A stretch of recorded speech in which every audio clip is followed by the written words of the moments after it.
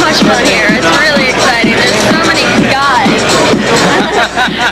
So girls, come on down.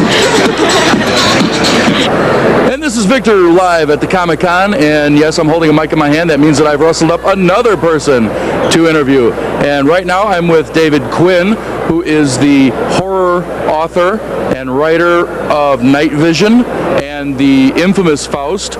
Terrific horror stuff. How are we doing today? Real good. It's been a real relaxing, fun con. A lot of good people out here. All right. Why don't you tell me a little bit about how you got started in this? I came to comic writing, as a lot of people know, from me shooting my mouth off over the last few years. When Tim Vigil invited me, a comics fan, but as a professional, I was really into music and theater. Tim Vigil invited me to help him work on a book called Omen, which was originally called Omega, and that's another whole story. What we found at the time was that people were really interested in our team and would rather have us do another kind of character than the Omega character, who was basically King Arthur in a superhero suit. What they really wanted was us to do somebody nasty. So we came up with someone that I think is still the benchmark and the very beginning of the whole subgenre of this current outlaw comic niche, and that was Faust. He was originally called Bad Bob, but which made it kind of funny when David Lynch did his thing a few years ago, where the Bob character. But we ended up with working on Faust, which came down from a really intense drawing that Tim had done at the time, and some theatrical ideas I had about how to recast New York City, where I was living, as hell. So we're doing the Faust story. We've been doing it since about 88, 89, and that's really where I started in comics. Anything else I did after that all came from the spark of collaboration that Tim and I had, and the idea that hey, I love comics. It's theater on paper. It's cheap and dirty. It's like rock and roll, and I want to keep on doing it. And then so that of course led to the many diverse projects I'm working on now in all media. Okay, and Night Vision, of course, is your newest title. This has been around for what, 4 or 5 issues now? There's only 5 issues of Night Vision. There's a 4-issue story, which is basically an introduction to the character, and then there's a one-shot, very special one-shot, which I'm trying to adapt right now for a film, which I've been asked to co-produce, so I'm pretty excited about that. And I know I'm going to be pulling Hannibal King, the artist and co-creator, into it, and hopefully pulling Tim into it, because Tim really wants to do film. So it's sort of a, see which one we can get made first. Faust the film has been up and down and stopping and starting for about 4 years now. Night Vision, we're about to get that online too. If you're interested in the other stuff, I mean, lately I've been working on a new project, Magic the Gathering, and I think that a lot of that had to do with coming from the fact that people liked what I had done.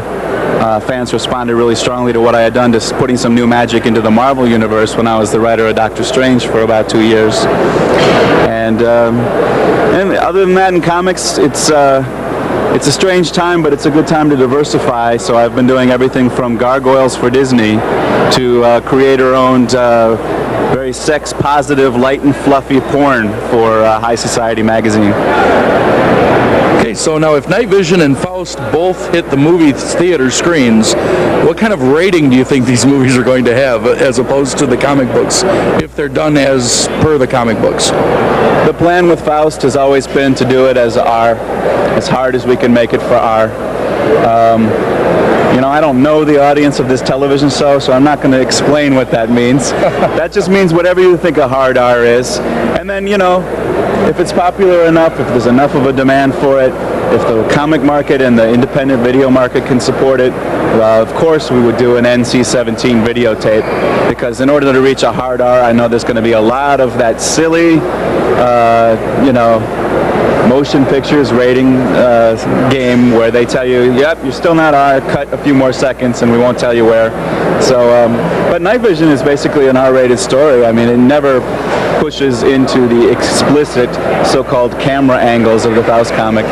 Although it's very sexual and dark in theme, it's nothing that you wouldn't find in an R-rated movie with Bruce Willis and Demi Moore. How long have you been writing for the comic industry? I don't know. Okay. How many years has it been since Faust started, or Omega? I guess about 6-7 years.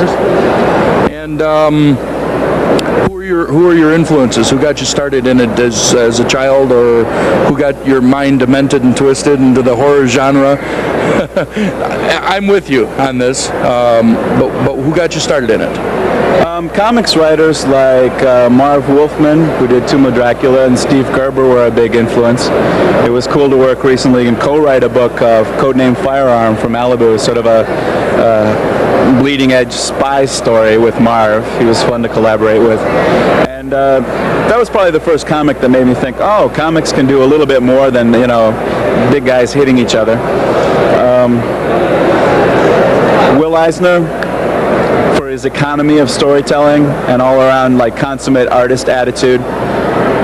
Frank Miller for his intensity and the ability to, like Neil Gaiman, borrow from the right people and not just borrow from comic books. Jules Feiffer for dialogue and sense of humor. There was a period when I didn't read any comics at all when I was about 10 or 11, then I discovered Feiffer's stuff. The sick things he used to do for Village Voice.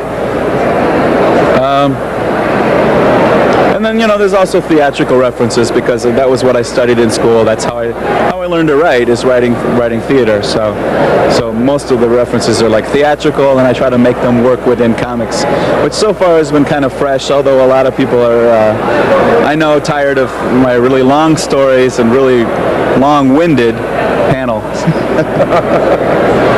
All right, well, are there any other upcoming projects that you're going to be doing? Anything else that you'd like to plug for yourself?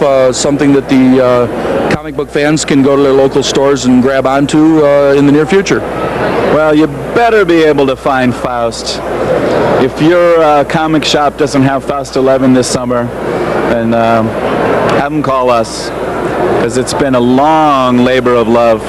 This issue took me 2 years to write, whereas I can usually write them, you know, over the period of about the year it takes Tim to draw one. I write it slowly while he's drawing it. I had some real hard personal times in my life last year, and simultaneously, I was 2 years ago actually, simultaneously working on the film, doing about 4 drafts of the Faust screenplay. It took me 2 years basically to write the script. So I wrote it for 2 years, Tim drew it for 1 year. Faust 11 is an intense labor of love. That's the most exciting thing coming out this summer. And then in the fall, it'll be that magic thing I told you about. Okay, so get to your local comic shop, tell them that you must have a copy of Faust 11. And if they don't have it, get a hold of them. They'll get you one.